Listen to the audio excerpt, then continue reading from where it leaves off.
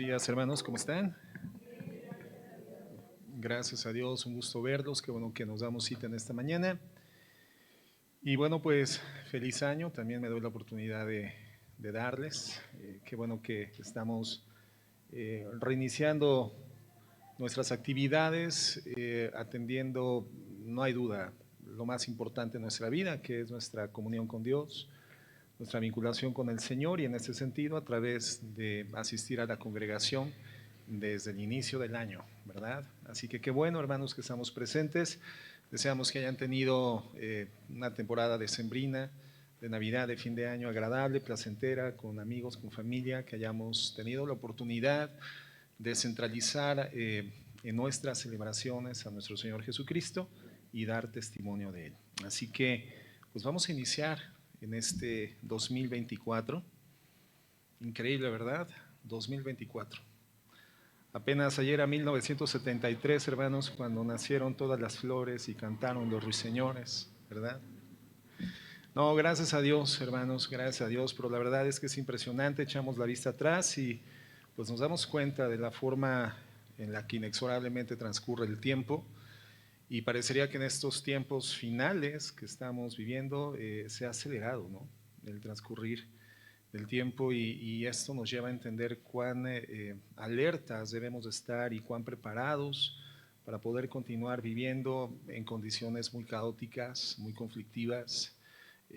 Las cosas no van a mejorar, no pintan para mejorar, la Biblia lo anticipa, esto va a ir de mal en peor, pero eso está bien porque en la medida en la que se profundiza la oscuridad, la luz es más brillante, ¿verdad?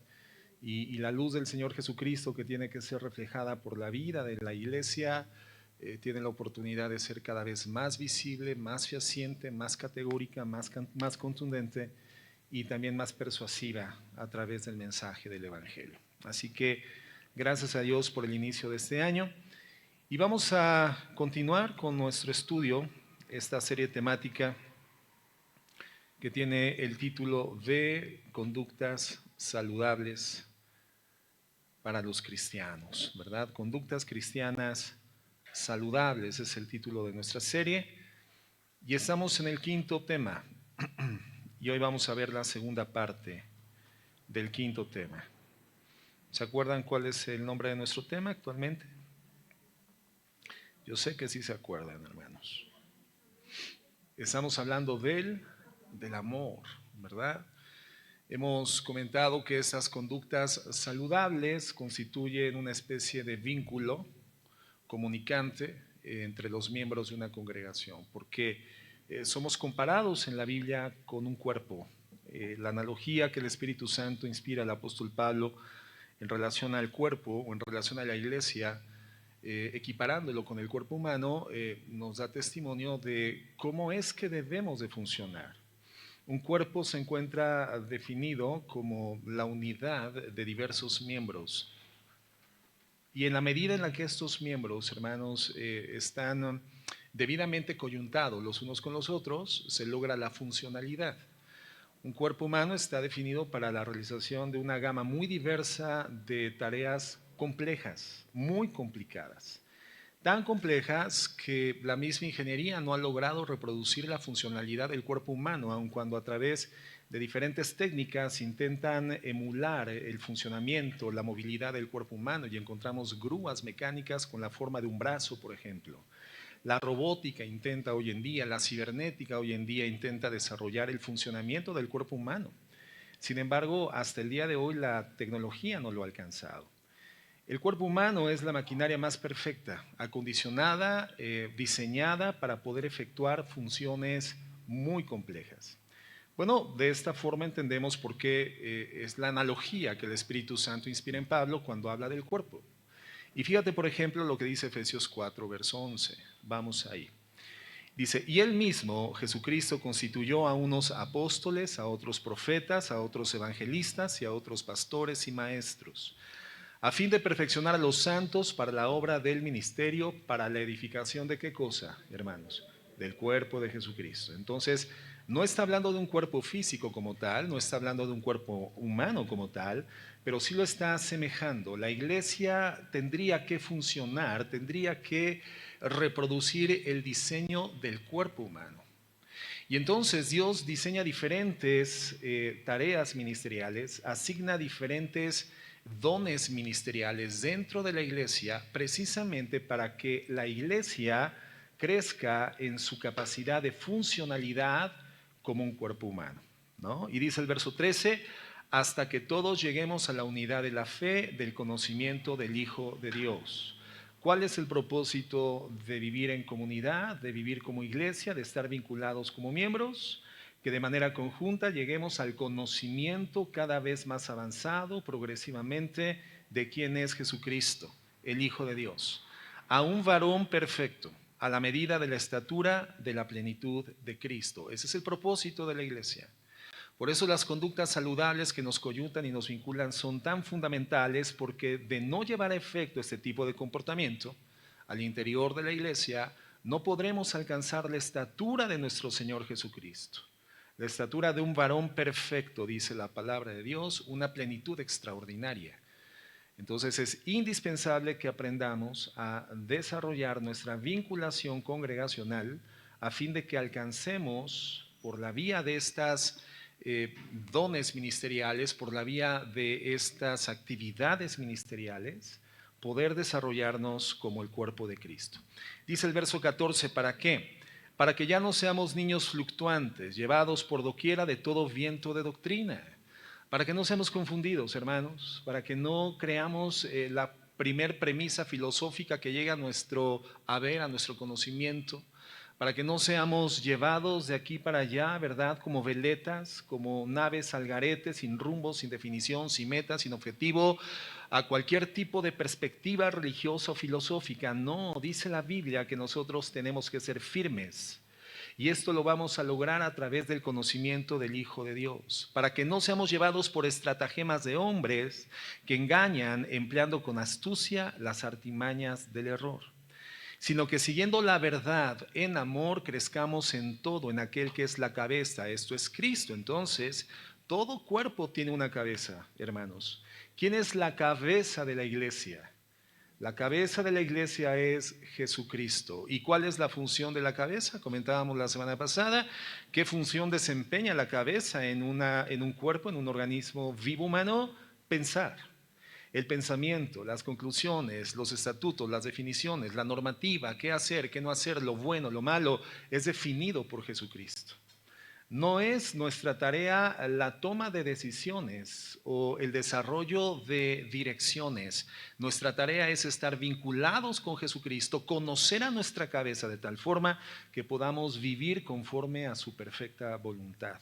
Él es el capitán de la nave, hermanos. Él es la cabeza del cuerpo. Y el verso 16 dice, de quien todo el cuerpo bien concertado y unido entre sus coyunturas, que se ayudan mutuamente según la actividad propia de cada miembro, recibe su crecimiento para ir edificándose en amor. Entonces, la edificación del cuerpo de Cristo es algo en lo que todos estamos vinculados y estamos involucrados. Lo comentábamos la semana pasada, no es una tarea específicamente de los pastores, de los ministros o de los líderes.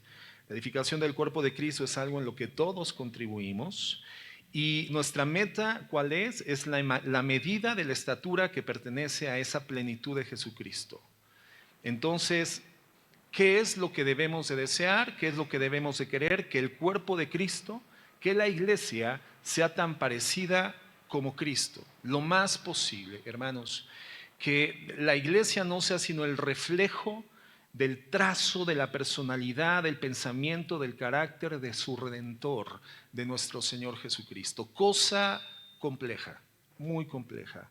Porque mira, a Jesucristo no lo vemos físicamente, con Jesucristo no convivimos físicamente, corpóreamente. A Jesucristo solamente lo podemos conocer por vía de la relación que el Espíritu Santo nos da cuando vamos con una actitud humilde y honesta a la palabra de Dios.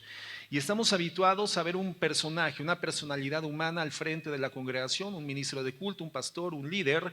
Y generalmente, hermanos, las iglesias asumen en alguna medida importante la personalidad del líder que les encabeza. Y esto, hermano, no debería de ser así. aun cuando creo que en la medida en la que aún permanezcamos en la tierra, será imposible que no sea así. Por eso hay quienes han definido que ninguna iglesia será más grande que lo que sean sus líderes. Ninguna iglesia irá más allá del avance que tengan sus líderes. Sabiendo que la condición de la inclinación humana de la iglesia es imitar al hombre que tienen al frente, entonces el Espíritu Santo inspira a Pablo las siguientes palabras: sean imitadores de mí en la medida en la cual yo soy imitador de Jesucristo. O sea, yo sé, dice Pablo, que inequívocamente la inclinación de la iglesia será imitar a sus ministros, imitar a sus líderes, y entonces la responsabilidad del ministro es imitar a Jesucristo, a fin de que cuando la iglesia le imite a Él, esté reproduciendo la forma de vida de nuestro Señor Jesucristo, porque a eso somos llamados. Imitar a Jesucristo, reflejar a Cristo, en forma individual, hermanos, y en forma colectiva también. Por eso cuando los líderes dejan de imitar a Jesucristo, ingresamos en la escena de crisis ministerial en la que nos encontramos actualmente. Las iglesias hoy en día, la iglesia cristiana en general, es en una grave crisis de identidad, pero esta crisis se origina en la crisis de ministros. Cuando el ministro deja de seguir a Jesucristo, de emular a Jesucristo, de imitar a Jesucristo, la iglesia inequívocamente terminará desviándose y no reflejará a Jesús, sino la personalidad de un ser humano. Y ese es el peligro. Somos llamados a crecer a la estatura de la plenitud de nuestro Señor Jesucristo, ser imitadores de nuestro Señor. Y eso nos llevó, hermanos, la semana pasada, a través de esa introducción, precisamente a esta quinta característica o este quinto componente de la conducta que tiene que vivirse al interior de la iglesia, y es el amor. En Efesios 5:1 dice lo siguiente: andad como hijos de luz. Sean pues imitadores de Dios como hijos amados. Somos llamados, hermanos, a ser imitadores de Dios. Una vez más, aquí se establece. Nuestro llamado es a imitar a Dios. ¿Qué significa ser imitador de Dios? Bueno, el verso 2 nos lo dice. Dice, andad en amor como también Cristo nos amó y se entregó a sí mismo por nosotros, ofrenda y sacrificio a Dios en olor fragante. Entonces, si queremos imitar a Dios, ¿qué tenemos que hacer? Andar en amor. Es lo que nos está diciendo el verso 2. Andad en amor como Cristo también nos amó y se entregó a sí mismo por nosotros en ofrenda y sacrificio a Dios en olor fragante. Entonces, imitar a Dios no es otra cosa sino andar, vivir, caminar, pensar, reflexionar, inferir lógicamente, filosóficamente en el fundamento del amor de la cual Dios mismo es la fuente. Andar en amor, hermanos, es el llamado a una vida cristiana. Entonces, si tú quieres ser el reflejo genuino de un hijo de Dios, si quieres manifestar la virtud de un hijo de Dios, tienes que imitarle a Él. Caminar en amor, porque esa es la característica de Dios. Fíjate lo que dice 1 Juan 4:7. Dice así, estamos haciendo un brevísimo repaso para entrar al tema de esta mañana. Dice, amados, amémonos unos a otros porque el amor es de Dios. Todo aquel que ama es nacido de Dios y conoce a Dios. El que no ama no ha conocido a Dios porque Dios es amor. En esto se mostró el amor de Dios para con nosotros, en que Dios envió a su Hijo unigénito al mundo para que vivamos por Él. En esto consiste el amor, no en que nosotros hayamos amado a Dios, sino que Él nos amó a nosotros y envió a su Hijo en propiciación por nuestros pecados. Amados, si Dios nos ha amado así, debemos también nosotros amarnos unos a otros. Entonces aquí observamos una definición clara de lo que es el amor. El amor, hermano, veíamos, es abnegación. Porque la Biblia nos está conminando a que nos amemos como Cristo nos amó. ¿Y cómo nos amó Jesucristo? A través de una vida perfecta, una vida de abnegación, una vida de sacrificio, una vida que llevó hasta la muerte y posteriormente su resurrección para la justificación final de quienes en Él creemos. Pero el amor entonces al cual nos está conminando la Escritura, el cual debemos imitar como un reflejo de nuestra condición de hijos de Dios en adopción, por los méritos, por su gracia, por la justificación, es amar de la misma forma en la que Cristo nos amó. Entonces entendemos que el amor al que la Biblia hace referencia, el verdadero amor, el genuino, el auténtico, el amor de Dios, no tiene que ver con un sentimiento retributivo. No tiene que ver con una emoción transitoria, no tiene que ver con un deseo de obtener algo en retribución de la persona a la que yo le entrego cierto nivel de entrega, sacrificio o abnegación. No, hermanos. En nuestra forma de amar, en nuestra perspectiva humana limitada de amor, puede haber cierto nivel de sacrificios y abnegación, pero generalmente esto lo entregamos a favor de la persona de quien esperamos una respuesta a cambio. Es decir, nuestro amor suele ser retributivo. Pero el amor de Dios, hermanos, no es retributivo. El amor de Dios es abnegación pura, es sacrificio puro, es negación personal total a favor del beneficio de aquel a quien nosotros decimos amar, aun cuando no tengamos una retribución directa de esta persona, de este personaje. El objeto de nuestro amor no tiene por qué ser retributivo con nosotros, porque el amor de Dios nos fue entregado sin esperar la retribución humana. El amor de Dios nos fue dado sin condiciones, sino que fue incondicional. ¿Cómo reconocemos que Dios nos amó, hermanos? A través del sacrificio de nuestro Señor Jesucristo. Y es lo que nos dice el texto: imiten a Dios. ¿Cómo? Andando en la misma clase de amor. Entonces, la característica del amor es simple. El amor es dar y dar y dar y dar, en la forma más extraordinaria, más grande, más magnánima, sin medida, de forma abnegada, sin preocuparnos por nosotros mismos. El amor se sacrifica a sí mismo, y podemos añadir que el amor, hermano, por lo tanto, es el producto de la humildad, y esto ya lo estudiamos la semana pasada. Ahora, el mundo no conoce absolutamente nada de esto. Este no es el concepto que el mundo ha acuñado o que el mundo hoy percibe como la esencia del amor. Fíjate lo que dice Efesios 5:1. Esto lo revisamos hace 7 días. Y en este texto comentábamos cómo el apóstol Pablo comienza a tratar el tema del amor en su condición sublime, en su condición más alta, pero de manera dramática trata el tema de cómo el mundo hace descender el concepto del amor a una circunstancia, un efecto meramente sexual. Dice así: andad en amor como hijos de luz, sed pues imitadores de Dios como hijos amados. Y andad en amor como también Cristo nos amó y se entregó a sí mismo por nosotros, ofrenda y sacrificio a Dios en olor fragante. Está hablando del amor más excelso, el amor sacrificial, el amor de la entrega total, abnegada de Cristo por la redención de la humanidad, la virtud más alta que Dios pudo habernos manifestado de sí mismo. Es el amor de su Hijo el amor de Él a través del sacrificio de su Hijo. Pero en el versículo 3 inmediatamente desciende a la perspectiva humana del amor y dice: pero fornicación y toda inmundicia o avaricia ni aun se nombra entre ustedes como conviene a santos. Ni palabras deshonestas, ni necedades, ni truanerías que no convienen a santos, sino antes bien acciones de gracias. Porque sepan esto, que ningún fornicario o inmundo o avaro que es idólatra tiene herencia en el reino de Cristo y de Dios. ¿Qué nos está queriendo hacer entender el apóstol Pablo? Hermanos, bueno, que el mundo va a sustituir el amor por la inmoralidad. Va a sustituir el amor por la impureza sexual, por la lujuria, por la suciedad, por pláticas vulgares, por pláticas sexuales, pláticas sucias que se efectúan abiertamente en una sociedad que tiende a la promiscuidad sexual.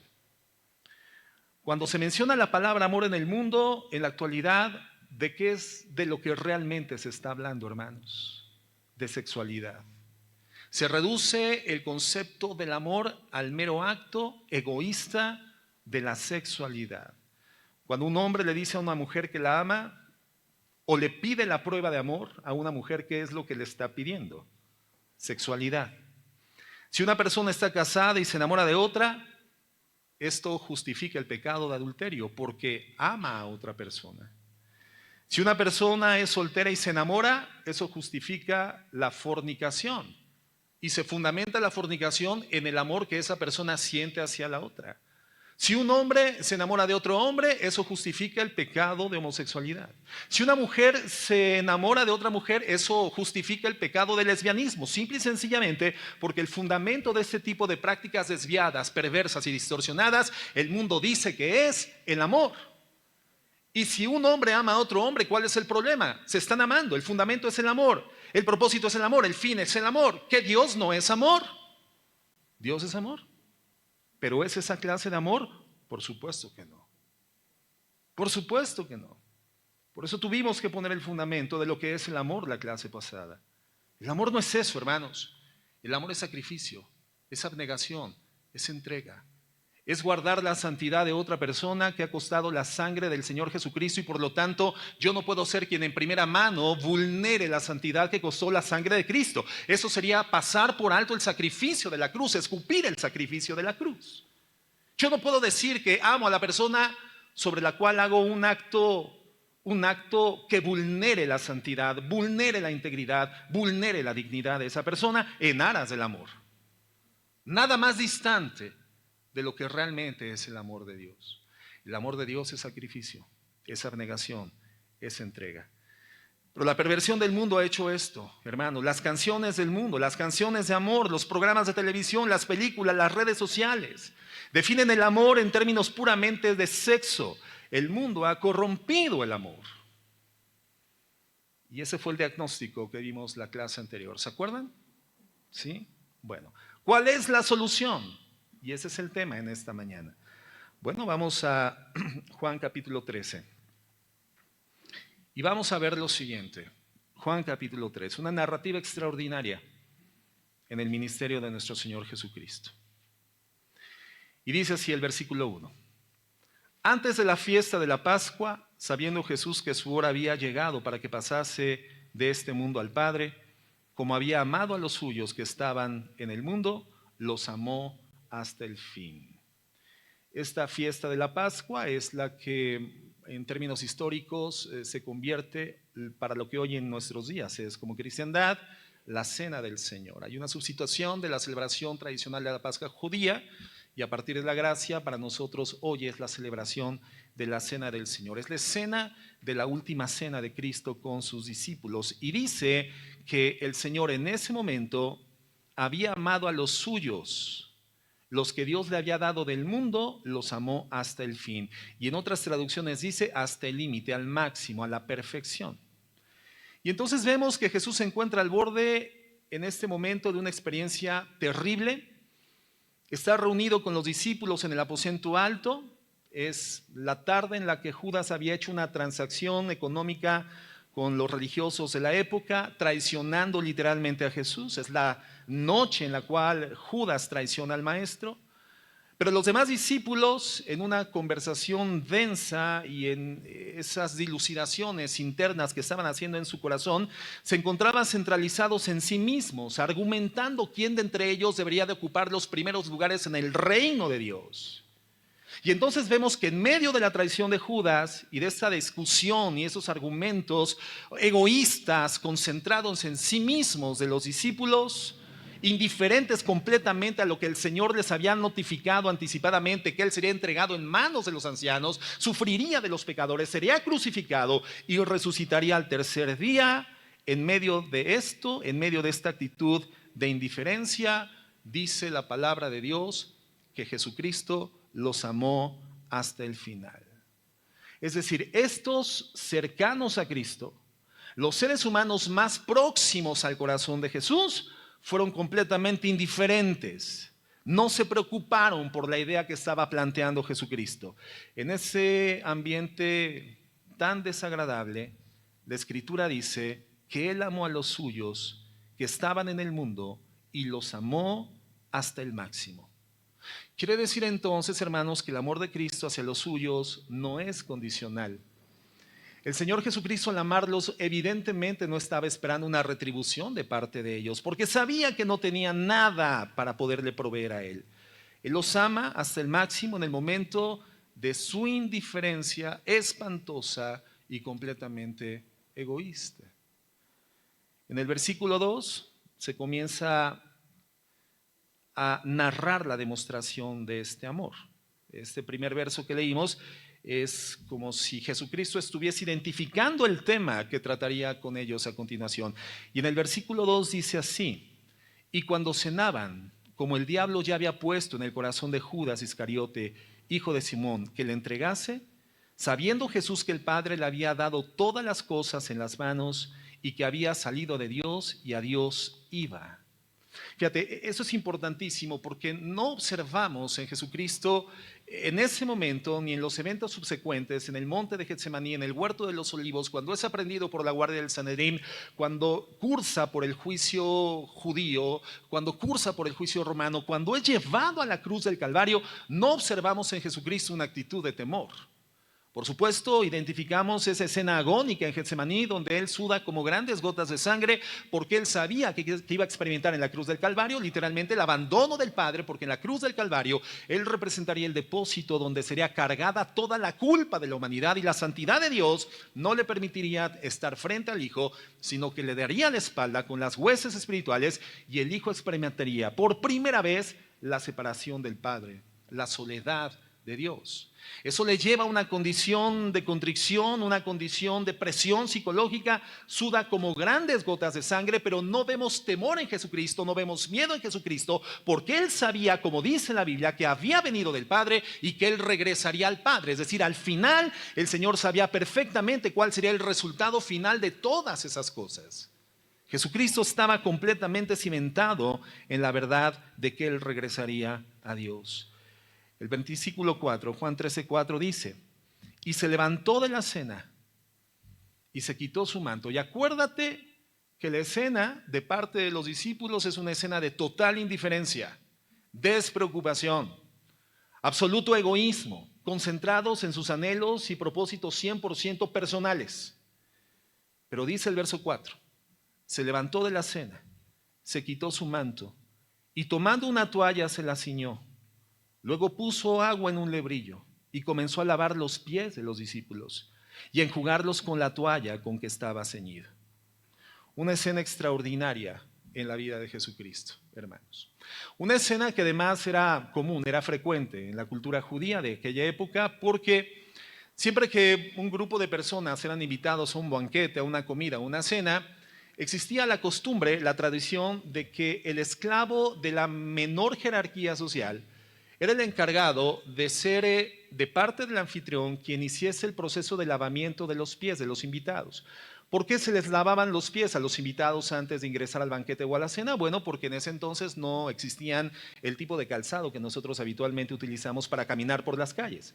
Las calles no estaban pavimentadas como hoy generalmente están las calles pavimentadas en otras ciudades, menos en Uruapan. Bueno, algunas calles de la ciudad están pavimentadas bien, ¿verdad? Pero bueno, en aquel entonces no había pavimentación, no habían calzados modernos, evidentemente la gente caminaba o descalza o en sandalias. Y por lo tanto, cuando estas personas llegaban al lugar del convite, al lugar de la convivencia, del banquete, de la comida, de la cena, llegaban con los pies polvorientos, empolvados o enlodados. Y entonces un acto de bienvenida, un acto de buen anfitrionismo era el lavamiento de los pies, pero no lo hacía el anfitrión, el dueño de la casa, sino el esclavo de la menor jerarquía social. Por lo tanto, este era un acto nada popular, nada deseable, era, digamos, la más humillante de las actividades dentro de una casa, el lavamiento de los pies. Además, las mesas en ese entonces eran mesas bajas en cuanto a su altura. Cuando pasaba una media hora o una hora del convite, la gente sentada comenzaba a cansarse de la espalda y entonces ellos acostumbraban reclinarse sobre uno de sus costados, semi recostados, y esto hacía que la cabeza de una persona estuviera cerca de los pies de la otra. Por lo tanto, era indispensable que los pies de los invitados estuvieran por higiene, por ética y por una actitud agradable de parte del anfitrión, limpios. Y entonces esto lo hacía el esclavo de la menor jerarquía social. En ese aposento alto en el que el Señor Jesucristo y sus discípulos estaban celebrando esta santa cena, la última cena, no había un siervo disponible, hermano, que hiciera esta actividad. Y evidentemente, hermanos, ninguno de los discípulos iba a tomar esta acción. Ninguno de los discípulos, por supuesto, iba a tomar la iniciativa de hacer el lavamiento del maestro y de los demás condiscípulos, porque ellos en su mente, ellos en su corazón, estaban dirimiendo argumentativamente quién de entre ellos iba a ser el mayor en el reino de los cielos. ¿Quién estaría a la izquierda y a la derecha del Maestro, del Señor, del Cristo, del Redentor? Y por supuesto, si alguno de ellos hubiera tomado esta iniciativa, él mismo se hubiera descalificado y desacreditado para ser considerado entre los preeminentes en el reino de Dios. Entonces, ¿quién lo hace? Lo hace Jesucristo, hermanos. Esta acción la toma nuestro Señor Jesucristo. Se quita el manto, se ciñe una toalla, pone agua en el contenedor. Comienza a lavar los pies de los discípulos y a enjugarlos con la toalla que, dice la Biblia, se había ceñido al cinto. Evidentemente debió haber sido esto, hermanos, seguido de un silencio sepulcral. Yo creo que los discípulos de Cristo no entendieron en términos reales qué era lo que estaba sucediendo, porque el Rey de Gloria estaba haciendo en ese momento una tarea tan humillante, tan sucia y tan indigna. Juan 13:6 dice: entonces vino a Simón Pedro, y Pedro le dijo: Señor, ¿tú me lavas los pies? Recordemos que Pedro era el más intemperante de los discípulos del Maestro. Era no necesariamente el más valiente, pero sí el más osado, el más atrevido. Y entonces yo creo que él estaba siendo el portavoz del sentimiento de todos los discípulos que no se atrevieron a decir absolutamente nada, al menos no lo registra la Escritura. Él dice: Señor, ¿tú me vas a lavar a mí los pies? Verso 7, respondió Jesús, le dijo: lo que yo hago, tú no lo comprendes ahora, mas lo entenderás después. Fíjate la gracia de Cristo. El Señor Jesucristo le está diciendo: mira, Pedro, entiendo un poco el motivo de tu expresión, pero lo que yo estoy haciendo en este momento no lo estás entendiendo. ¿Qué quiere decir esto? Que Pedro todavía no entendía la negación personal y la abnegación como la manifestación más vívida, más auténtica, más genuina, más transparente del amor. Pedro no entendía en ese momento la asociación que existe entre amor y abnegación, amor y sacrificio, amor y negación. El vacío total del ser por el beneficio de la persona a quien amas. Pedro no lo entendía. No lo entiendes ahora todavía, Pedro, pero en algún momento lo vas a entender. No entendía lo que significaba todavía este tipo de acciones. El sacrificio que involucra inequívocamente el verdadero amor. En algún sentido es como si Jesús le estuviese diciendo: ¿crees que esto es algo, Pedro? ¿No entiendes nada todavía de esto, Pedro? Y espera a ver lo que está por suceder en las próximas horas, a partir de este momento. Cuando vaya a la cruz y muera y resucite. Cuando esté sepultado en una muerte vergonzosa, en una tumba común y corriente, por ti. Pedro, por ti. No lo entiendes todavía, pero lo vas a entender. No entiendes mi humillación, pero en algún momento lo vas a entender. En el verso 8, Pedro le dijo: no me lavarás los pies jamás. Fíjate la osadía de este hombre. O sea, dándole órdenes al Dios del universo, al soberano del universo, al creador del cielo y de la tierra. Nunca me vas a lavar los pies a mí. Y en algún sentido creo que hay algo admirable en la expresión de Pedro. Él simplemente estaba diciendo: no, es que no está bien esto que está sucediendo. ¿Por qué? Porque hasta ese momento Pedro ya sabía que Cristo era perfecto, que Cristo no tiene pecado, que el Cristo que estaba frente a él literalmente era el Hijo del Dios viviente. Dios ya se lo había revelado a Pedro momentos antes. Cuando Jesús le pregunta en Mateo: ¿quién dice la gente que es el Hijo de Dios? ¿Quién dice la gente que soy yo? Pues unos dicen, Señor, que eres Jeremías, otros dicen que eres Isaías o que eres la resurrección de Juan el Bautista. ¿Y ustedes quiénes dicen que soy yo? Y entonces Pedro, tomando la iniciativa, dice: tú eres Jesucristo, el Hijo del Dios viviente. Y Jesús le dice algo extraordinario a Pedro: esto no es el resultado de tu dilucidación intelectual, esto no lo haces como una deducción lógica, Pedro, eso no es el resultado de tu inteligencia, esto te lo ha revelado mi Padre que está en los cielos. No te lo reveló ni carne ni sangre, sino mi Padre que está en los cielos. Y después Cristo dice, sobre esa roca, esa verdad inamovible, esa extraordinaria verdad eterna, que soy el Hijo del Dios viviente, que soy el Cristo, el Redentor de la humanidad, sobre esa verdad, sobre esa gran roca, será edificada mi iglesia.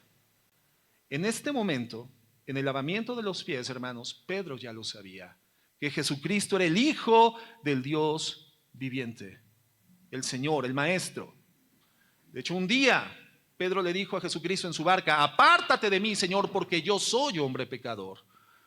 Cuando por la extraordinaria pesca que el Señor le mandó a que hiciese en un momento del día, cuando ya no había peces en el mar, las redes de Pedro prácticamente se rompían porque había echado la red en la palabra de Dios. Y entonces Pedro cae de rodillas al ver esto y dice, apártate de mí, Señor, porque yo soy hombre pecador.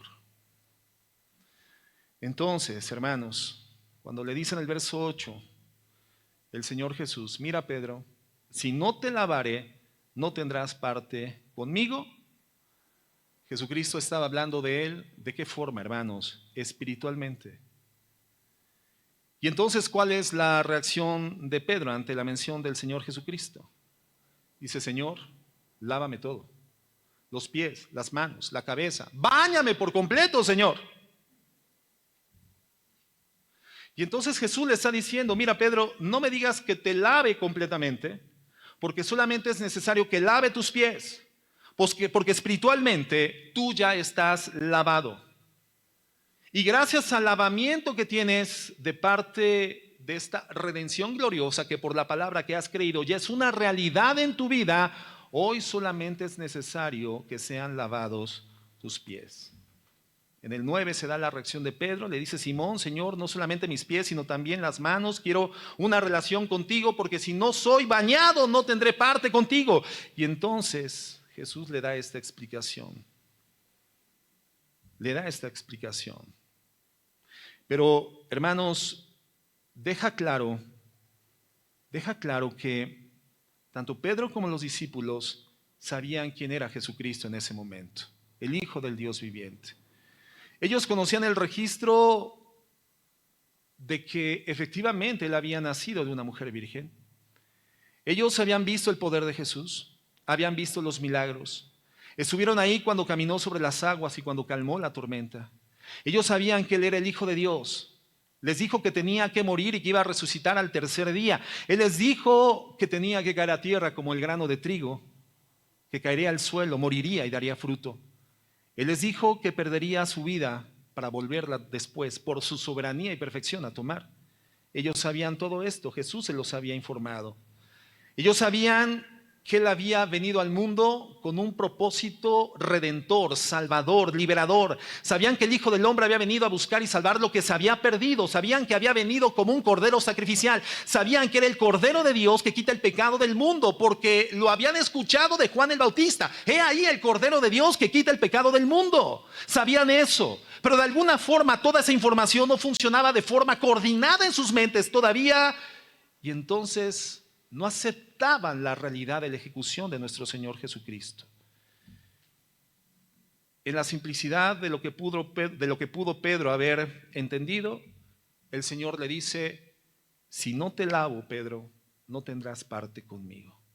Y entonces es cuando le dice Pedro, Señor, báñame todo, porque yo sí quiero tener parte contigo. Pero Jesucristo estaba dando una enseñanza espiritual. Fíjate lo que dice el verso 10. Jesús le dijo, el que está lavado no necesita sino lavarse los pies, pues está todo limpio y vosotros estáis limpios, aunque no todos. ¿Qué estaba diciendo Cristo aquí, hermanos? Pues le estaba diciendo a Pedro, mira, no necesito lavarte de cabeza a los pies, porque esto ya lo hice. ¿Qué quiere decir? Que tú ya eres salvo, Pedro. Y esa es la implicación espiritual de la expresión del Señor. No necesito volverte a lavar, no necesitas un baño, solamente necesitas ser lavado de los pies, limpiado de los pies. Y esa es una enseñanza espiritual maravillosa, hermanos, porque como cristianos tenemos un lavado, y no solamente un lavado, sino muchos lavados de pies a lo largo de nuestra vida cristiana, de nuestro caminar en la vida de fe. Pero solamente hubo una ocasión en la que fuimos lavados de pies a cabeza. en el momento en el cual creímos por la fe en el mensaje del Evangelio de la gracia. En ese momento se gestó un nuevo nacimiento espiritual. Representado en esa expresión de Jesucristo, ya fueron lavados. No es necesario que vuelvan a ser lavados. Es decir, ustedes ya fueron salvos por la fe, por el conocimiento de la palabra y la fe en el Evangelio. Una sola ocasión en la que fue necesario ser lavados, bañados de pies a cabeza. Cuando nosotros fuimos salvados, hermanos, cuando experimentamos el lavamiento de la regeneración, como Pablo lo llama, solamente entonces hay una ocasión cuando somos limpiados de forma completa. Pero a medida, y esto es a lo que se refería Cristo cuando hace el lavamiento de los pies de los discípulos, a medida que caminamos por el mundo, necesitamos ese lavado constante de pies que recogen el polvo y la suciedad de una sociedad caída en la que inequívocamente continuamos caminando. Y puede inclinarnos, y puede impulsarnos, y puede distraernos, o puede influirnos para vernos una vez más con la contaminación del pecado. Ese es el lavado de pies al que se refería Jesucristo, y esa es la representación simbólica del lavamiento de los pies de sus discípulos. Entonces, Pedro, evidentemente, hermano, no necesitaba otro baño, y esto afirma que Pedro era convertido de forma genuina, regenerado de manera real, limpiado de forma genuina y lavado de su pecado, y solamente necesitaba una limpieza constante de pies. Una analogía extraordinaria. Y nosotros, hermanos, los que venimos a Cristo, somos lavados de pies a cabeza espiritualmente, somos totalmente limpiados por el Evangelio de la gracia, nuestros pecados han sido lavados de forma total, pero en nuestro caminar por el mundo necesitamos la confesión de pecados constante, el arrepentimiento y la limpieza constante, hermano, todos los días. Una limpieza que mantiene nuestros pies en condición correcta, limpia, para que podamos continuar teniendo una parte en comunión constante, en comunión vívida con Dios de manera constante, de manera cotidiana. Verso 11 dice así. Jesucristo dice, ya todos están limpios, menos uno. ¿Por qué dice esto? Porque sabía a quién le iba a entregar. Por eso dijo, no estáis todos limpios. En ese grupo entonces había uno que no estaba limpio, un discípulo de Jesucristo, pero que no había sido convertido. Una persona que caminó a lo largo de prácticamente todo el ministerio de Cristo en la tierra, pero que no se había arrepentido, que en términos reales y auténticos no había creído en el mensaje del Evangelio, pero caminaba siguiendo las pisadas de Cristo hasta ese momento. Un discípulo que no era salvo, un discípulo que no era converso a la fe. ¿Quién era? Judas. Y Jesús dijo de él, uno de ustedes es diablo. Quiere decir que Judas, hermano, jamás fue un creyente, jamás se convirtió, nunca fue real su condición espiritual. Pero de Pedro dice, tú sí estás limpio, aunque no todos están limpios, porque Judas le iba a traicionar. Verso 12. Así que después que les hubo lavado los pies, tomó su manto, volvió a la mesa y les dijo, ¿sabéis lo que os he hecho? O sea, Cristo les dice, ¿entienden lo que acaba de suceder? ¿Lo entienden? Hermanos, ¿lo entendemos nosotros? Nosotros ya lo entendemos. A la luz de la Escritura, a la luz del contexto neotestamentario, a la luz del contexto del Antiguo Testamento, a la luz de la promesa redentiva en Cristo Jesús, a la luz de la redención prometida a los judíos y al mundo entero por el sacrificio del Hijo de Dios. Entendemos lo que Cristo hizo en ese momento y es lo que acabamos de disertar, lo que acabamos de comentar. ¿Entienden esto? Verso 13. ¿Tú crees que lo entendían los discípulos? No. Ustedes me llaman maestro y señor y dicen bien, porque lo soy. Pues si yo, el Señor y el maestro, he lavado vuestros pies, ustedes también deben lavar los pies los unos a los otros. Los unos a los otros. Porque ejemplo os he dado, para que como yo os he hecho, ustedes también hagáis. de cierto os digo, el siervo no es mayor que su Señor, ni el enviado es mayor que el que le envió. Y sabéis estas cosas, bienaventurados seréis si las hiciereis. Entonces, hermanos, habiendo amado a los suyos que estaban en el mundo, dice la Biblia, que los amó hasta el límite, al máximo. ¿Y cómo es que Cristo demostró ese amor? ¿Cómo es que Cristo demuestra ese amor? Humillándose delante de ellos, humillándose a sí mismo. Les demostró ese amor al humillarse al nivel más bajo, con la actividad más indigna, más insignificante, con la tarea más sucia, más indeseable, lavarles los pies sucios a unos discípulos que estaban centrados en ellos mismos, pensando en sus planes protagónicos, pensando en las argumentaciones por las que cada uno de ellos meritoriamente debían de ocupar los lugares preeminentes en el reino. A esos discípulos egoístas, el Señor les demostró amor, humillándose, lavándoles los pies. La actividad más indeseable, hermanos. Pero evidentemente eso iba a ser solamente el principio, porque Cristo iba a morir en la cruz llevando los pecados de ellos, pero también los pecados de nosotros, incluyendo el pecado de indiferencia, incluyendo el pecado de desinterés, incluyendo el pecado de egoísmo, que en ese momento evidentemente era el más manifiesto en la vida de ellos. Entonces Cristo les había dado una lección de vida eterna, una lección extraordinaria y profunda, práctica, de cómo es que actúa el verdadero amor. Y dice que les amó de esta forma hasta el máximo, hermanos, hasta el límite. ¿Y cuál es lo máximo? Sacrificio, abnegación, humillación, satisfacer necesidades al nivel más bajo, incluso entregando su vida. Él entregó su vida por sus amigos. ¿Te das cuenta cómo el amor real no puede ser un vil reducto de sexualidad? Que se significa, hermano, por la búsqueda del beneficio personal, el placer personal. Eso no es el amor. La sexualidad puede formar parte del amor cuando está en el fundamento del sacrificio y la abnegación y la entrega. Por eso ya explicábamos la semana pasada por qué es que en la congregación hay una firme determinación de observar la relación entre los jóvenes desde la perspectiva bíblica, sin negociaciones.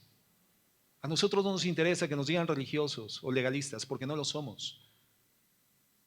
Cuando una iglesia dice aquella es legalista porque no permite el noviazgo entre los jóvenes de las congregaciones, pobres muchachos, están enamorados, se van a frustrar, se van a traumar. Denle su biberón y su chupón porque no les dejan tener noviazgo dentro de la congregación. Su bibi, para que no lloren. No, hermanos, no lo vamos a negociar, porque el principio bíblico está establecido. Ya lo comentábamos la semana pasada. El noviazgo se establece en la base de un compromiso al matrimonio. Eso es noviazgo. Cuando en la Biblia se menciona la palabra noviazgo, está hablando de una relación que ya ha llegado al compromiso, estableciendo una fecha próxima para la celebración de un matrimonio. Eso es noviazgo.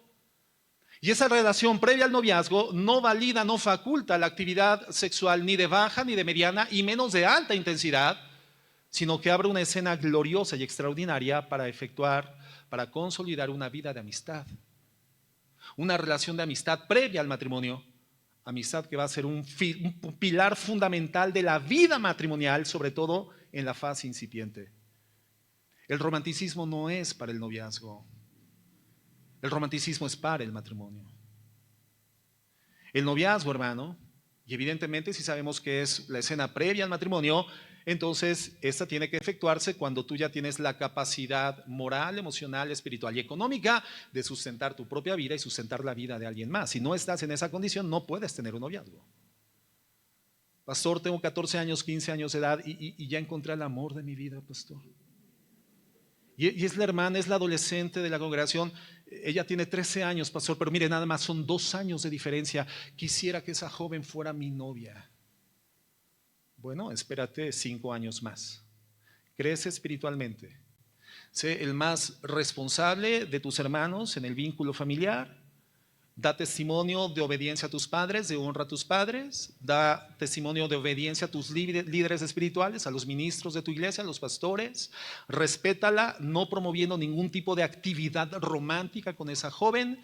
Sacrifícate si es que realmente la amas. No toques su santidad, no mancilles la santidad que ha costado la sangre de Jesucristo. Y cuando tengas solvencia espiritual, moral y económica, entonces platicamos con sus papás y con tus papás y con la muchacha, porque tal vez tú estás muy ilusionadote, pero ella ni siquiera te pela. Si el sentimiento es compartido y ambos son responsables y solventes espiritualmente y económicamente, entonces podemos planificar un matrimonio a un plazo próximo y entonces establece un compromiso, un esponsal, como era definido en el Antiguo Testamento, y ustedes serán una pareja de novios edificando una amistad para poder vivir romanticismo y sexualidad en el matrimonio, no antes. Pero ¿qué hacen los jóvenes en las iglesias cristianas cuando el concepto de amor no es el concepto de Cristo? Abnegación, sacrificio, entrega, vaciado de sí mismo por el beneficio de una persona más sin buscar retribución a cambio, sino que su concepto es que el amor es sexualidad. ¿Qué es lo que hacen? Se vinculan, viven romanticismo, no edifican amistad, y si se llegan a casar, llegan al matrimonio sin romanticismo y sin amistad, y ese matrimonio al medio año, al año, a los 2 años está en una grave crisis, y a los 3 años dejó de existir ese matrimonio.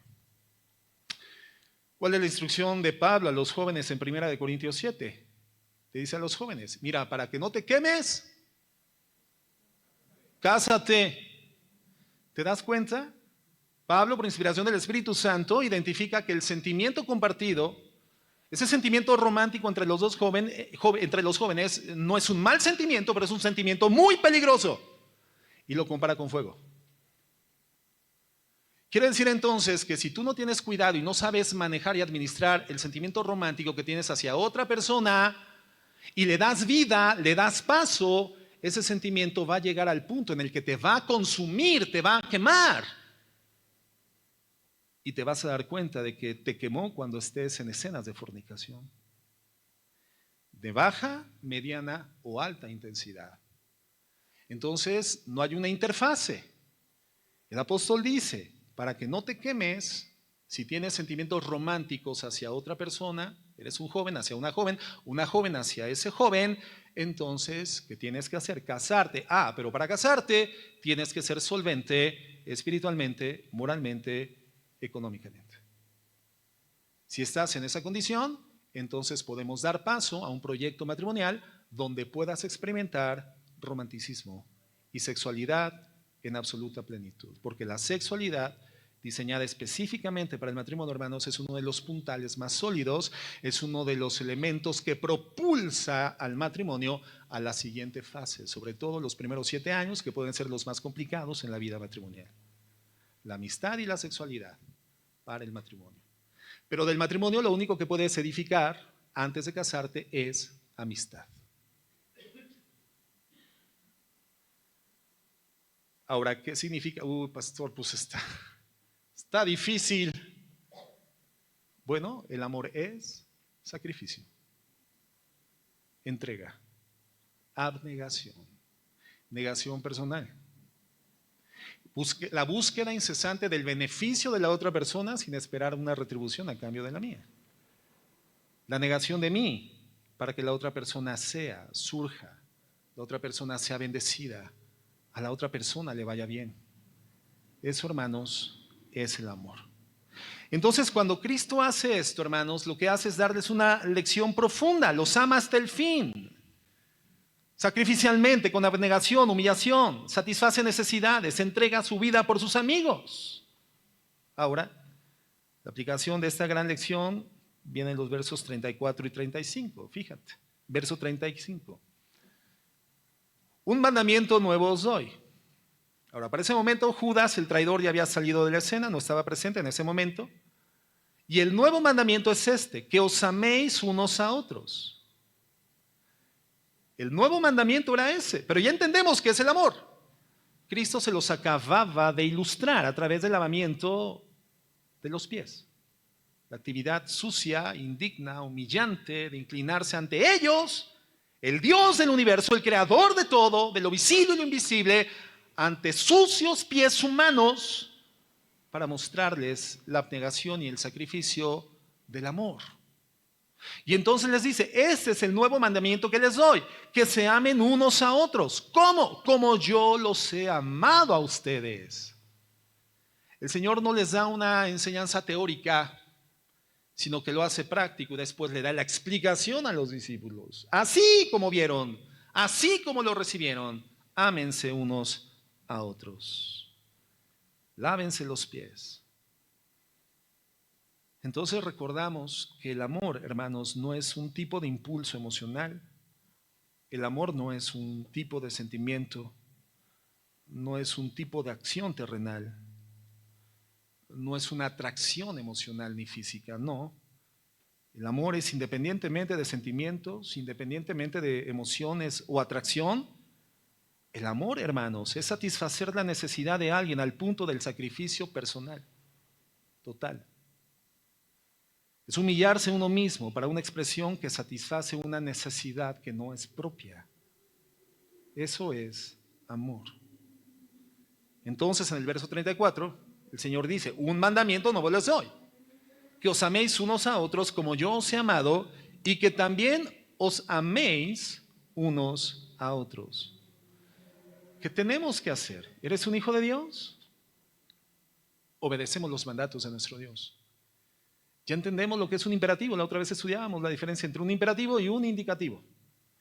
El imperativo nos da la orden. Y el imperativo, hermano, no da lugar a una valoración abstracta, personal, subjetiva de lo que yo considero conveniente del mandato. No es una valoración personal que me lleva a dilucidar si lo hago o no lo hago. El mandato, el imperativo, es una acción que tiene que ser realizada en obediencia plena y perfecta y puntual si tú eres un hijo de Dios. Porque si eres un hijo de Dios, tú tienes al Espíritu Santo. Y el Espíritu Santo es quien pone en tu corazón ¿qué cosa? El querer y el hacer por su buena voluntad. Entonces hay una vida espiritual al interior de tu ser que antes no existía y que hoy te inclina, te impulsa, te propulsa, te motiva, te motoriza, te lleva a vivir la obediencia que en el pasado era una imposibilidad, una utopía, una quimera, algo tan distante, tan lejano. ¿Cómo puedo amar al que me maldice? ¿Cómo puedo orar por el que me persigue? ¿Cómo puedo bendecir a mi enemigo? ¿Cómo puedo hacer cosas buenas por quien busca mi mal? Bueno, si no tienes al Espíritu Santo dentro de ti, si no has nacido de nuevo, si no tienes la genética espiritual de Dios a través del Espíritu Santo, si Cristo no mora en tu corazón, para ti seguirá siendo una imposibilidad siempre. Si no has experimentado el milagro de la regeneración por la fe en el mensaje del Evangelio, esto será una imposibilidad. Tu vida será la misma vida del mundo, no será una vida diferente. Y eso es lo que significa la palabra santo. Una de las acepciones de la palabra santo es diferente. No es ser mejores, somos diferentes al mundo. Somos gradual y progresivamente como Cristo era, hermanos. ¿Qué fue lo que Cristo emitió con su boca cuando estaba pendiendo de la cruz, horadado de los pies y de las manos, antes de entregar el Espíritu? ¿Qué dice al Padre de aquellos que le llevaron a la cruz? Padre, perdónalos, porque no saben lo que hacen. ¿Qué hizo Esteban, el primer mártir del cristianismo del primer siglo, hermano, cuando era apedreado por los judíos, los religiosos, anacrónicos y estériles de la época, cuando él les da una extraordinaria disertación de Antiguo y Nuevo Testamento y los deja con la boca abierta y después crujiendo los dientes de odio y de envidia en contra de Esteban y lo apedrean? ¿Qué hace Jesús? Perdón, Esteban, cuando levanta la vista al cielo, ve la corte celestial y emite: Padre, no les tomes en cuenta este pecado. Y entonces el mandamiento de Cristo cobra dimensión y realidad en la vida de un hijo de Dios, con un corazón regenerado, transformado, nacido de nuevo, con un corazón de piedra que fue extirpado y le fue colocado al interior un corazón de carne. ¿Qué hace el hijo de Dios? Obedece el mandato. ¿Y cuál es el mandamiento de Cristo? Que nos amemos unos a otros como Él nos amó a nosotros.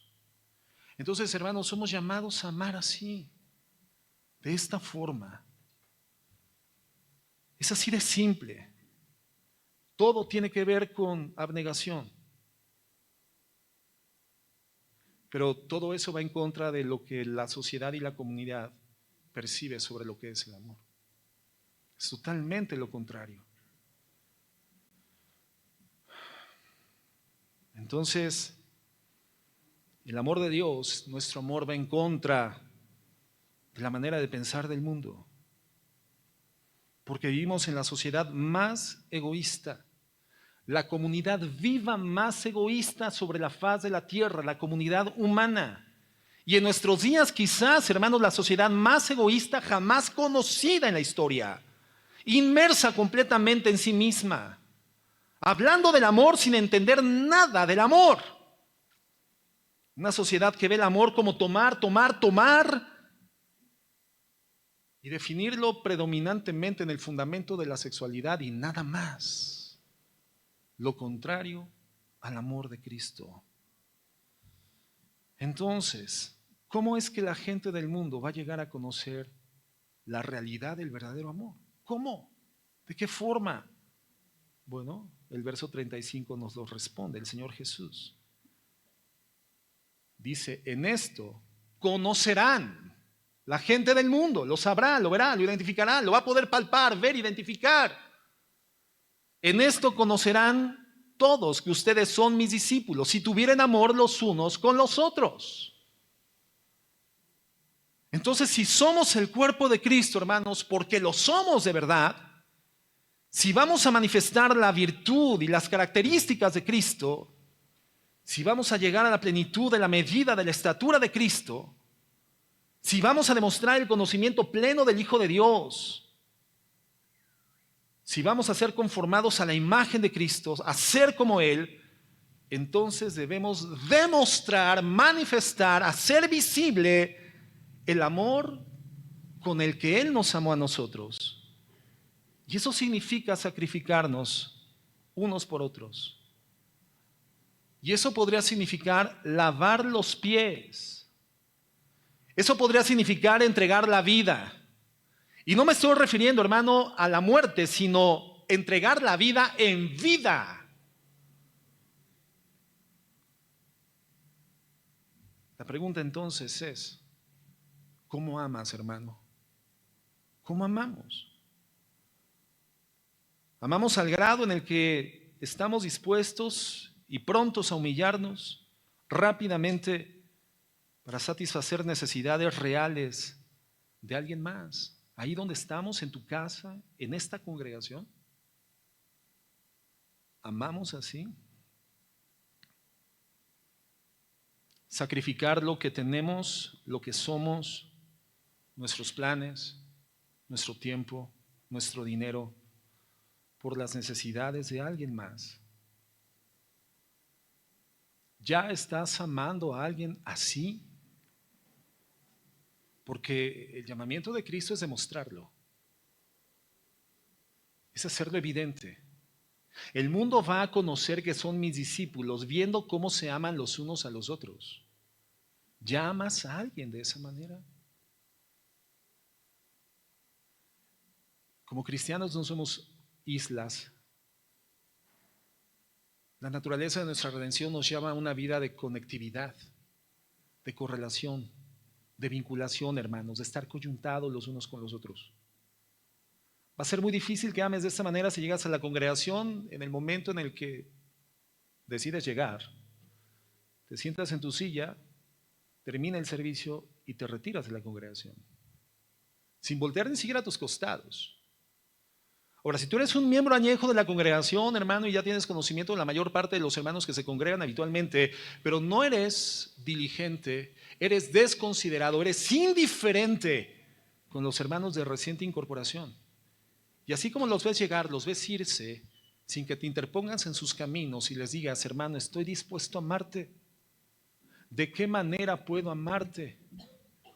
¿Cómo puedo manifestar sacrificialmente y abnegadamente mi amor por ti, por tu familia, por tus hijos? ¿De qué manera? ¿De qué manera te puedo servir? ¿Cómo te puedo lavar los pies? ¿Ya lo estás haciendo, hermano? Porque estamos estudiando esta serie que habla de conductas saludables entre los cristianos.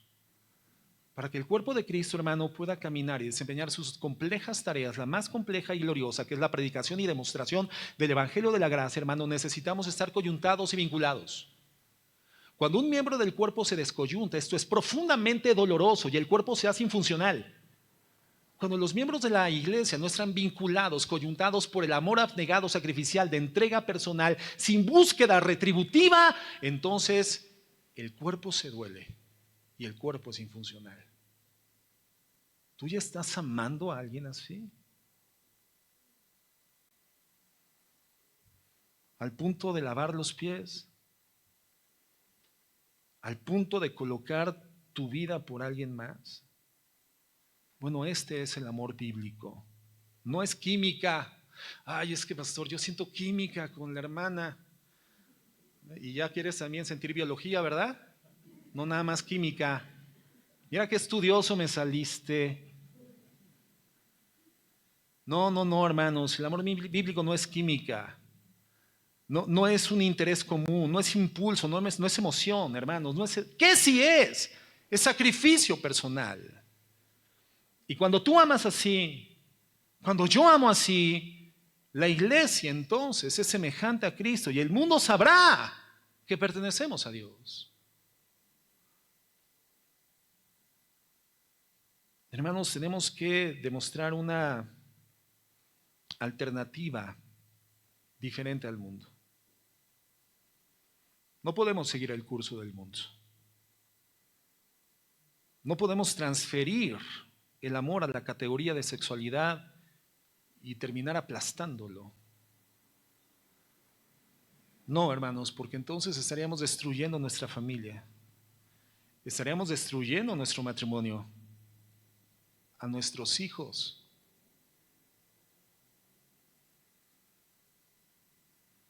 El amor, hermanos, es sacrificio personal.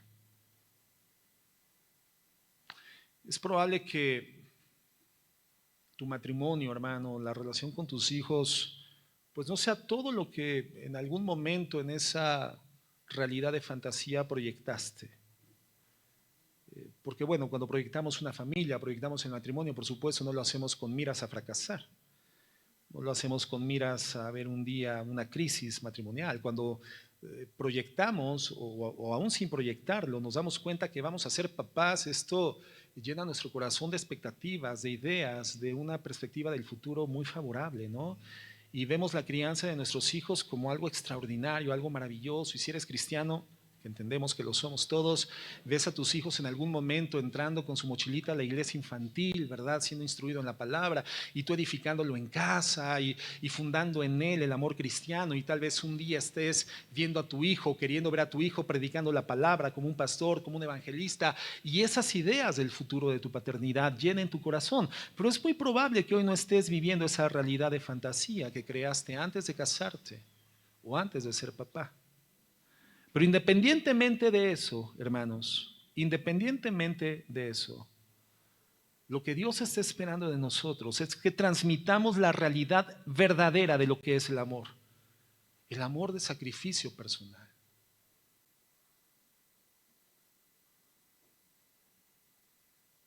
Un lugar, tu casa, tu familia, tu matrimonio, donde tú vas a vivir y enseñar abnegación.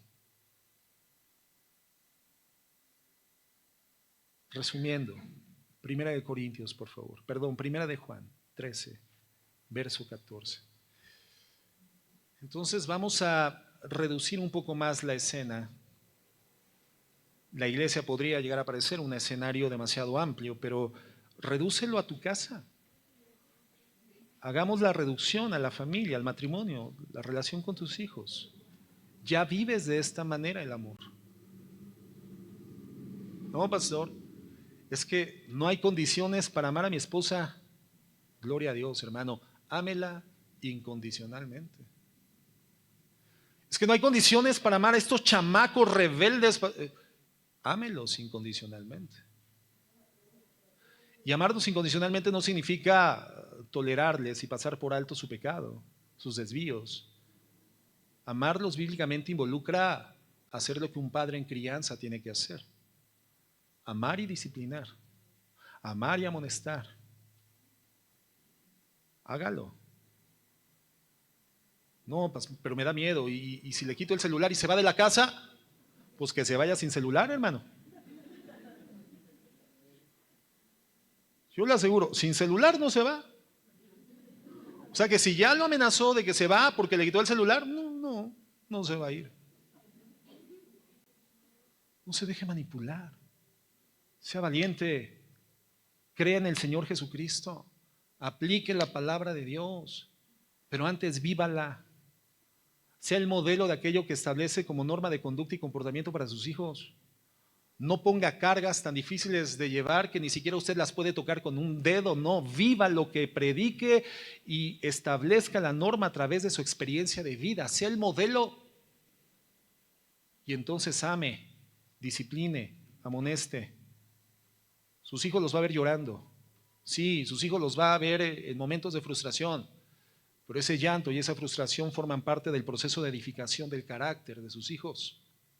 Porque dice Hebreos 12 que al presente la disciplina no produce gozo, pero a la postre, ¿qué produce? Fruto apacible de justicia en aquellos donde la disciplina fue un ejercicio práctico. Es el gimnasio, hermano. Si la disciplina es comparada con ejercicio, y el ejercicio real no es aquel que se hace cada vez que iniciamos un año, pagas tu membresía al gimnasio y no te paras jamás ahí, piensas que la membresía tiene el poder de adelgazarte. No, hay que ir al gimnasio también, hermano. Hay que meterse ahí, levantar las pesas y hacer las rutinas y todo esto. Y entonces sí estarás haciendo ejercicio, te estás ejercitando. Es una práctica constante, continua, consuetudinaria, permanente, que te fortalece, que te edifica. Bueno, la disciplina con los hijos en el fundamento del modelo bíblico experimental, experiencial, dado por el Padre, en el fundamento del amor, no de la dureza, pero sí del amor firme, esa disciplina en sus hijos, hermano, va a producir fruto apacible de justicia. Una vida de paz en el hogar. Pero tiene que ser valiente. Eso es amar a los hijos. Y eso involucra sacrificio. Porque uno quisiera siempre estar de buena con los hijos. Uno quisiera siempre reír con los hijos.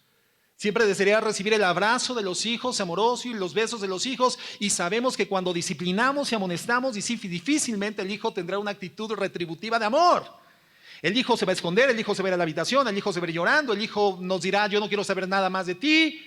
Pero si nosotros somos firmes y sacrificamos los sentimientos temporales por los resultados permanentes, entonces estamos amando. Eso es abnegación, eso es sacrificio, es entrega, eso es vaciarte a ti mismo por el beneficio espiritual de tus hijos. Dice entonces, 1 Juan 3:14. Dice, nosotros sabemos que hemos pasado de muerte a vida, es decir, que hoy somos hijos de Dios, que hemos nacido de nuevo, en que amamos a los hermanos. El que no ama a su hermano permanece en muerte.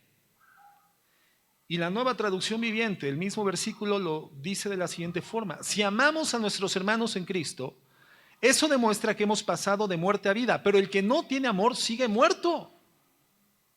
¿Y a qué muerte se está refiriendo? La muerte espiritual, hermano, la separación de Dios. Verso 15. Dice, todo aquel que aborrece a su hermano es homicida. ¿Ha sentido odio hacia algún hermano, hermano? ¿Hacia alguna hermana? ¿Has sentido repudio, odio, rechazo? ¿Cómo te llama la Biblia? Ese hermanito, para mí que es un hijo del diablo.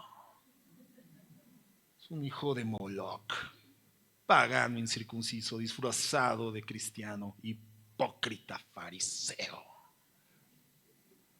Uy, tú bien cristiano, hermano. ¡Wow! ¿Qué nivel de cristianismo tan alto tiene tu corazón? No. ¿Cómo te llama la Biblia? Homicida. O sea que antes de matar con las manos, ¿se mata con qué? Con el corazón. El pecado no está con la comisión, hermano. El pecado inicia con la intención. Todo aquel que aborrece a su hermano es homicida. Y sabéis que ningún homicida tiene vida eterna permanente en él. En esto hemos conocido el amor, en que Él puso su vida por nosotros. Entonces, Puede ser que tengas alguna inapetencia a la convivencia con algún hermano, pues digo, eso forma parte de la estructura emocional. Hay con quienes nos identificamos más que con otros. Hay hermanos que cuando vemos que se entran, uno dice, ay, qué padre, que ya llegue, ya lo quiero abrazar, ya lo quiero saludar, qué padre. Hay hermanos que uno los ve entrar y dice, ay, sí vino. Pero, ¿qué dice la Biblia? Si hay motivos, si hay circunstancias que han llevado a que en tu corazón se genere una distancia con esa persona, con ese hermano, ¿qué es lo que tienes que amar? No lo puedes aborrecer, al contrario, lo tienes que amar. Es que no siento amarlo. Es que el amor no es un sentimiento, hermano. No siento el impulso. El amor no es un impulso. El amor es sacrificio, abnegación, entrega, vaciamiento personal de sí mismo por el beneficio de alguien más. Comienza a amarlo, acércate, hazte próximo, velo como tu prójimo. Sacrifícate por él, ve que necesita, cúbrelo, súplelo con tu tiempo, con tus recursos, con tu dinero, con tu vida, con la administración de la palabra. E inequívocamente te vas a dar cuenta cómo lo sobrenatural sucede en tu corazón cambia y el sentimiento del amor viene, pero antes del sentimiento es el sacrificio. ¿Se acuerdan de la historia de la nuera y de la suegra que ya les he contado en algún momento? La nuera odiaba a la suegra, un caso atípico, un caso raro. La nuera odiaba a la suegra, pero la suegra estaba enferma y sucede entonces que va con una bruja, esta nuera, y le dice, quiero matar a mi suegra. Quiero acelerar el proceso, pero no quiero que la gente se dé cuenta que yo fui. Yo no quiero que me culpen de asesinato. Ya la había asesinado en su corazón. Y entonces esta bruja le dice, mira, sencillo, te doy esta poción y le vas a dar en la comida, en el desayuno, en la cena, una gota. Y pasado un tiempo se va a morir. Pero como va a ser gradual y tú la vas a estar atendiendo, o sea, tú te tienes que hacer cargo de ella para poderle poner la gota en el desayuno, en la comida y en la cena. Y cuando ella muera, nadie sospeche de ti, porque tú siempre habrás estado atendiéndola, cuidándola. Y entonces es lo que hace esta nuera. No dejó de atenderla, de preparar el desayuno y su gota, la comida y su gota, la cena y su gota. Pasó el tiempo, pasó un año. Y entonces después de un año va corriendo con la bruja y le dice, oiga, no, deme ahora una poción para que no se muera porque he empezado a amar a mi suegra. La he cuidado, he velado por ella, le he preparado todos este año desayuno, comida y merienda. Yo ya no quiero que se muera. Lo que no sabía esta mujer es que la bruja ya no era bruja, se había convertido a Cristo. Y entonces le dice la ex bruja, le dice esta mujer cristiana, no, es que no es una poción para que la mates. La poción fue el pretexto para que tú aprendieras a amarla. Y ahora que tú te has sacrificado por ella, que la has atendido, que has velado por sus necesidades, ¿qué es lo que sientes? Amor. Entonces, yo tengo una poción, hermano, para aquellos que no soportan a algunos hermanos. Vengan al final, yo les doy una pócima. Pero ¿qué crees? Vas a tener que sacrificarte abnegadamente y te vas a dar cuenta de que Dios pone sentimiento de amor en tu corazón. Pero ese sentimiento de amor siempre sigue a las acciones sacrificiales de amor. Es decir, el sentimiento sigue a las decisiones. El sentimiento sigue a las acciones. Tú no puedes poner un buen sentimiento en tu corazón, eso es sobrenatural. Pero aun cuando tengas un mal sentimiento, tienes la capacidad dada por Dios, de hacer lo que debes de hacer. Hazlo. Haz lo natural y Cristo hará lo sobrenatural. Si amamos a nuestros hermanos en Cristo, eso demuestra que hemos pasado de muerte a vida. Verso 15. Todo aquel que aborrece a su hermano es homicida y sabéis que ningún homicida tiene vida eterna ni permanente en él. 16. En esto hemos conocido el amor, en que Él puso su vida por nosotros y también nosotros debemos poner nuestra vida por los hermanos. Yo tengo que poner mi vida por el hermano, es decir, ¿me debo de matar por el hermano? No. Fíjate lo que dice el verso 17. ¿En qué consiste poner mi vida por el hermano? La única muerte que nos podía dar vida fue la muerte de Cristo. Entonces no se trata de que yo me mate por el hermano, te amo. No. No se refiere a eso. El verso 17 lo explica, dice, pero el que tiene bienes de este mundo y ve a su hermano tener necesidad y cierra contra él su corazón, ¿Cómo mora el amor de Dios en él? Entonces es simple. ¿Cómo puedo satisfacer, suplir una necesidad de mi hermano? ¿Cómo puedo darle mi tiempo a mi hermano, mis posesiones a mi hermano, mi dinero a mi hermano? ¿Cómo puedo dar instrucción de la palabra ministerial a mi hermano, sabiduría, oración por mi hermano? ¿Qué es lo que mi hermano necesita? Porque he decidido amarlo. Y el verso 18 dice: hijitos míos, no amemos de palabra ni de lengua, sino de hecho y en verdad. Entonces el amor es una acción sacrificial, motivadora, esencial, espiritualmente básica para el sistema del cuerpo de Jesucristo, hermanos, para la vida de la iglesia. Es una conducta saludable. No es un sentimiento, es una conducta saludable. Verso 15. Bueno, perdón, 1 Corintios 13. Vamos ahí. 1 Corintios 13. Y aquí encontramos la definición más detallada del amor. Dice Pablo: si yo hablase lenguas humanas y angélicas, o sea, si el Espíritu Santo fluye a través de mi vida con energemas, operaciones de poder extraordinarias en la iglesia, ¿no? Si yo hablase lenguas humanas y angélicas, pero no tengo amor, vengo a ser como metal que resuena o címbalo que retiñe. Un címbalo es como los platillos de la batería. Suena bonito, pero una vez que suena, ya no se oye. Reverbera poquito y deja de escucharse. O sea, si yo tengo manifestaciones del Espíritu Santo, hablo en lenguas y cosas así, ¿no? Y humanas también, y de repente me suelto hablando en portugués y siento que Dios me está usando de manera especial, pero no tengo amor. Soy como un platillo. Suena, ¿no? Mucho ruido y pocas nueces. ¿Has comido nueces, hermano? ¿Te ha tocado pelar nueces? Es un problema pelar nueces. Yo he sacado de sus marcos varias puertas intentando abrir nueces, hermano. Ahí en la puerta, ¡pum!, y ya sale la puerta por ahí y la nuez sigue entera. Y martillo, pa, y cascanueces, y finalmente un ruidajo, y ya que abriste la nuez, un pedacito así, mi hermano. Dices, o sea, ¿tanto rollo para esto? Bueno, así es el que tiene manifestaciones del Espíritu Santo, o que dice tener manifestaciones del Espíritu Santo extraordinarias, impresionantes, audibles, estridentes, pero no ama. Viene a ser como el címbalo que retiñe. Y si tuviera profecía y entendiese todos los misterios y toda la ciencia y tuviese toda la fe de tal manera que trasladase los montes, pero no tengo amor, no soy nada, nada. Y si repartiese todos mis bienes para dar de comer a los pobres, y si entregase mi cuerpo para ser quemado y no tengo amor, de nada sirve. O sea, si te das cuenta, está hablando de dones espirituales y está hablando de energemas de poder. Ambos efectos, lo que aquí está mencionando el apóstol Pablo, son elementos bíblicos, contenidos en Romanos 12 y en 1 Corintios 12.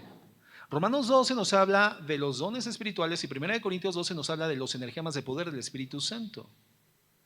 Una persona puede llegar a manifestar todas estas cosas aparentemente auténticas y genuinas, pero la evidencia de autenticidad cristiana no son las manifestaciones espirituales. La evidencia de vida cristiana auténtica, de nuevo nacimiento, de regeneración interna, del Espíritu Santo morando dentro de tu vida, dentro de tu ser, de que eres un templo del Espíritu Santo, un hijo de Dios, renovado, nacido por la fe en el Evangelio, es el amor. Por eso dice el Señor Jesús: en aquel día vendrán y me dirán, Señor, en tu nombre echamos fuera demonios, hablamos nuevas lenguas, profetizamos, hicimos y deshicimos cosas en apariencia buenas. Y el Señor les dirá, apártense de mí, porque no los conozco, hacedores de maldad. Mucho ruido y pocas nueces. En ustedes no hubo amor. O sea que el amor es preeminente a los dones. ¿De qué te sirven tantos dones si en tu corazón no existe la expresión sacrificial del amor? Y entonces, ¿qué si es el amor? Verso 4. Bueno, el amor es sufrido. Lo primero que decimos a los que se quieren casar: ¿quieres sufrir? No, entonces no te cases, mijo. Porque el amor que va a sostener tu matrimonio es el que está dispuesto a sufrir. El amor es sufrido, es benigno. El amor no tiene envidia. El amor no es jactancioso. El amor no se envanece. No hace nada indebido. Nada indebido. Es decir, no tiene pláticas sucias. No tiene pláticas obscenas. Es que amo tanto a esa joven, pastor. Y ahí estás en conversaciones por WhatsApp o en privado, 12 de la noche. No, y es que recitándole el cantar de los cantares a la muchacha. Muy bíblico. No, lo que pasa es que tú eres un perverso, es un depravado, eres un obsceno.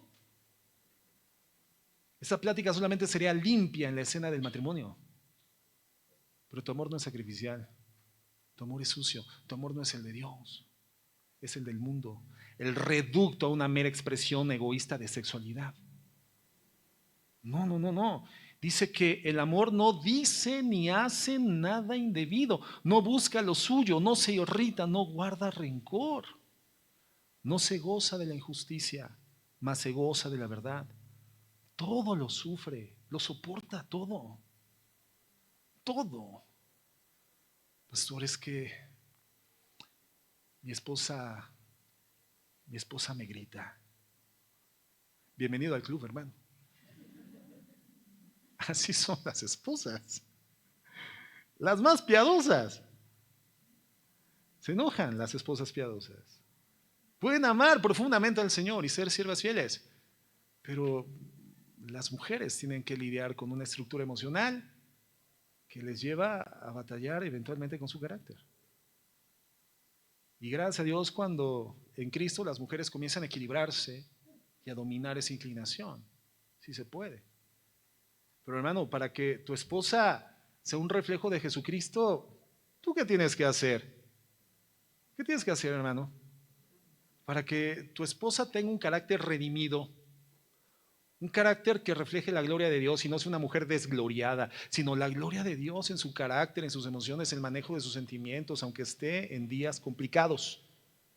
Para que logre equilibrar las emociones que generan 33 procesos hormonales en un solo mes. ¿Qué tienes que hacer? ¿Qué te dice Jesús? Ámala como Cristo amó a la iglesia. Sacrifícate, papá, por ella. Y el sacrificio de Cristo, que trae por consecuencia una iglesia gloriosa, sin arruga ni cosa semejante, llena de gloria, será el resultado de tu sacrificio por tu esposa, en sus emociones, en sus sentimientos y en su carácter. Sacrificio, todo lo sufre el amor. Y los jovencitos hormonales tienen que entender esto. Tienen que entender esto. El amor no es sexualidad rápida, inmediata, porque la amo, porque me ama, porque es el amor de mi vida, porque ella y yo somos uno mismo, wow, wow. No, no, hermano, no. El amor es soportar. El amor es estar dispuestos a sufrir. Y si no estás preparado espiritualmente, emocionalmente, si Cristo no ha crecido en ti, si Cristo no ha nacido en ti, entonces tu amor es un reducto, es un desvío, es una perversión, es una distorsión. No estás preparado ni para amar a tu mascota, menos a una mujer, menos a un hombre, porque el amor todo lo sufre, todo lo cree, todo lo espera, todo lo soporta. El amor nunca deja de ser, pero las profecías se acabarán, cesarán las lenguas y la ciencia se acabará. Verso 13.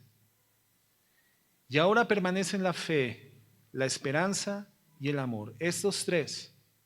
Pero el mayor de estos es el amor. Un día la esperanza se va a acabar, porque cuando tengamos aquello que esperamos, estemos con Cristo, ¿a qué esperar? Ya lo tendremos. La fe no será necesaria, porque la fe es la certeza de lo que esperas y la convicción de lo que no tienes. Cuando lo que esperamos lo recibamos y lo que no tenemos hoy en día lo recibamos en su momento para que la fe. Pero el amor nunca dejará de ser. El amor nunca dejará de ser. Y esa conducta saludable, hermanos, es básica en la iglesia. Para que crezcamos de manera correcta, orgánica. Recuerda que no somos una agrupación social cualquiera, no somos un petit comité de gente que se reúne para efectos diversos, no estamos en pro de las ballenas, en pro de las focas, en pro de los niños de Biafra, en pro de el no aborto. No estamos en pro de eso, hermano. Estamos aquí para ser el reflejo de Jesús, para mostrar al mundo quién es Cristo a través de nuestra unidad. Y la unidad solamente se logra a través de conocer a Jesús e imitarle con conductas saludables, compasión, perdón, obediencia, amor.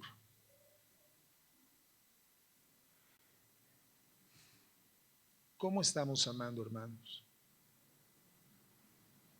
¿Estamos amando así? Si no estamos amando así, entonces caigamos en cuenta, nuestro concepto de amor es pervertido, es mundano, es diabólico. Si nuestro amor hoy en día está en la base de una dimensión bíblica, lo vemos así, estamos esforzándonos, porque a ver, requiere de esfuerzo, sí, porque es un sacrificio, pero pastor, me estoy esforzando, estoy aventajando, voy caminando, me cuesta trabajo, pero lo estoy haciendo, lo estoy soportando, lo estoy haciendo. Y estoy haciendo actos de servicio, actos que manifiestan mi interés por esa persona, la que es difícil de amar, pero lo estoy haciendo. Entonces, hermano, gloria a Dios.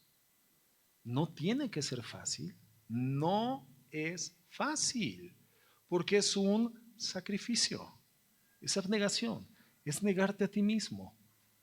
Pero cada día tiene que ser más habitual y cada día será más sencillo, aunque enfrente sus complejidades. Pero cada día se irá constituyendo una forma de conducta, un hábito, un estilo de comportamiento, un patrón de comportamiento. Y entonces, donde quiera que estés, la gente verá a través de ti quién es Jesús. Que Jesús es el Hijo de Dios.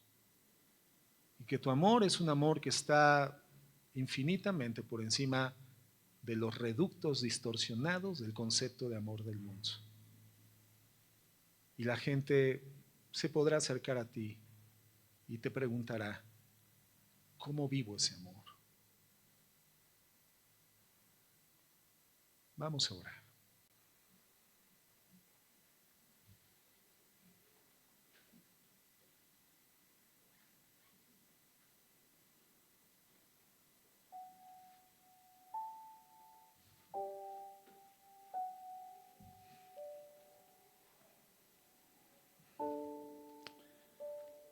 Señor Jesús,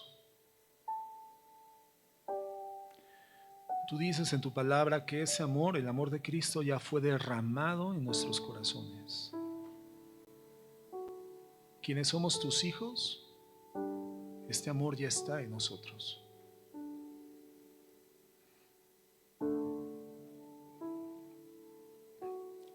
Solo debemos manifestarlo. Señor, perdóname porque es probable que un periodo corto o largo de mi vida cristiana haya sido caminado con una idea equivocada del amor. Es posible, Señor, que haya a quienes he dejado de amar porque no encontré en ellos ninguna motivación. porque no encontré en ellos una retribución. Y entonces, Señor, hice lo que el mundo hace.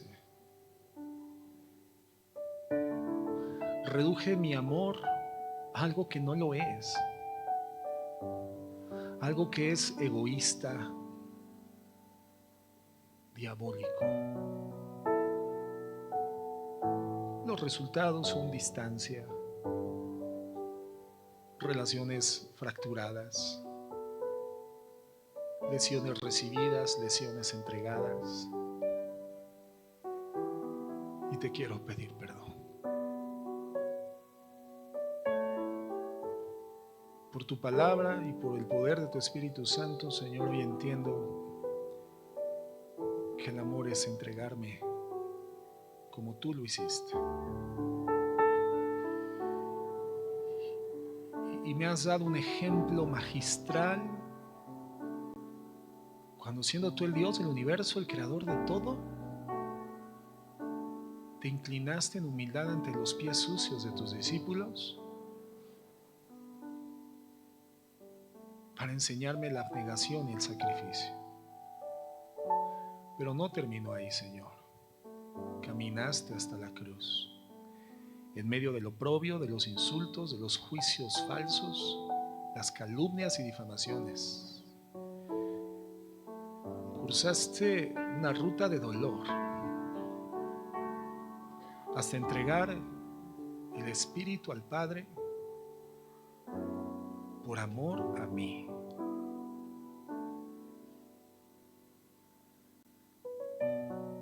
Señor, yo quiero amar así. Soy tu hijo, puedo amar así. Pero necesito estar conociéndote más y más todos los días, Señor. Para poderte imitar necesito conocerte, contemplarte para transformarme en ti, en tu carácter, en tu manera de pensar y en tu manera de actuar, en tu manera de amar. Yo sé que mi muerte a nadie le beneficia. La única muerte que pudo generar un beneficio que transformó la eternidad fue la tuya. Me pides mi vida, no en muerte, la pides en vida, dando de mí, de mi tiempo, de mis recursos, de mi dinero, del conocimiento que tengo de ti, de mi compañía, de mi plática, Señor, de mi cercanía, de mi proximidad, de mi comprensión, de mi perdón hacia la ofensa. Es esa vida de sacrificio la que te glorifica, la que te bendice, y es esa vida de sacrificio la que bendecirá mis relaciones en mi matrimonio, con mis hijos, con mis padres, con mis hermanos, con mi familia en la fe. Es esa vida de sacrificio entre mis hermanos cristianos la que va a permitir mostrar al mundo que somos tus discípulos, que nos has amado y que podemos amar de esa manera. Y el mundo te conocerá, Señor. Entenderá el Evangelio. Señor, ayúdanos. Que tu Espíritu Santo estimule por tu palabra y fundamente nuestro ser interno por tu palabra esta clase de amor. Que el mundo lo vea delineado. Y entonces el Evangelio predicado, Señor, el mundo lo pueda ver ilustrado. Señor, ayúdanos. Que ese 2024 que inicia sea ese campo experimental donde definidamente vivamos el amor, Señor. Para la gloria de tu nombre, en Cristo Jesús. Amén y amén. Amén.